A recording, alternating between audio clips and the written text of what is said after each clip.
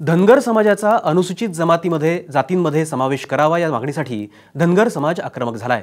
मुख्यमंत्र्यांच्या आश्वासनानुसार 24 जुलैपर्यंत शांततामय मार्गाने आंदोलन सुरू ठेवलं जाणार आहे।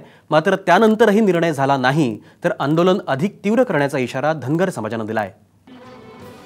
धनगर समाजाचा अनुसूचित जातीमध्ये समावेश करावा या मागणीसाठी पंढरपूर ते बारामती संघर्ष पदयात्रा काढण्यात आली। ही पदयात्रा सोमवारी बारामतीत आल्यानंतर ठिय्या आंदोलन आणि उपोषणाला सुरुवात झाली। आरक्षणाचा निर्णय होईपर्यंत आंदोलन करण्याचा निर्धारही करण्यात आलाय।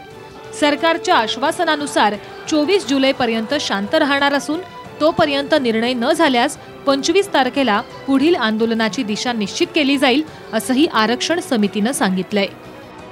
अनेक वर्षानुवर्ष स्वातंत्र्यामध्ये महाराष्ट्रामध्ये धनगराच्या विना वर्षानुवर्ष इथलं मंत्रिमंडळ चालवत जाते। विद्यार्थ्यांना ॲडमिशन्स मिळत नाहीत, नोकऱ्यामध्ये मिळत नाहीत, एसटीच्या जागा मोकळ्या राहत असताना सुद्धा आणि ह्या समाजाकडे प्रचंड प्रमाणामध्ये विद्वान तरुणांची फौज असताना सुद्धा जागळ्या मोका राहतात म्हणून तरुण मात्र बेकार राहत आहेत। आणि म्हणून ह्या समाजावरती हा प्रचंड मोठा अन्याय आहे। हा अन्याय घटनेमध्ये बाबासाहेबांना दिला असताना सुद्धा पुरोगामी म्हणणाऱ्या ह्या महाराष्ट्रामध्ये आमच्यावरती वर्षानुवर्ष हा अन्याय चालला आहे। हा थांबावा। 24 तारखेपर्यंत आमचं उपोषण हे अमर उपोषण आहे, अमरण। आणि त्यानंतर आम्ही सरकारला अल्टिमेट दिला। तोपर्यंत आम्हाला अपेक्षा पण आहे की सरकारने आमचं आरक्षणाचं जे सर्टिफिकेट आहे आमच्या बांधवांचं सगळ्याच्या नावचं महाराष्ट्रातील 100% लोकांना मिळावं। जर ते आमच्या नावावर ST आरक्षणाचं सर्टिफिकेट मिळालं नाही तर 24 तारखेनंतर आम्ही अल्टिमेट सरकारला 25 तारखेला सकाळी डिक्लेअर करणार आहे। दरम्यान सरकारनं योग्य निर्णय न घेतल्यास होणाऱ्या नुकसानीला कुणीही जबाबदार राहणार नसल्याचा इशारा आरक्षण समितीचे बाळासाहेब गावडे यांनी दिलाय। तर आरक्षणाविषयी निर्णय न घेतल्यास आणखी उग्र आंदोलन केलं जाईल असंही ठणकावण्यात आलंय।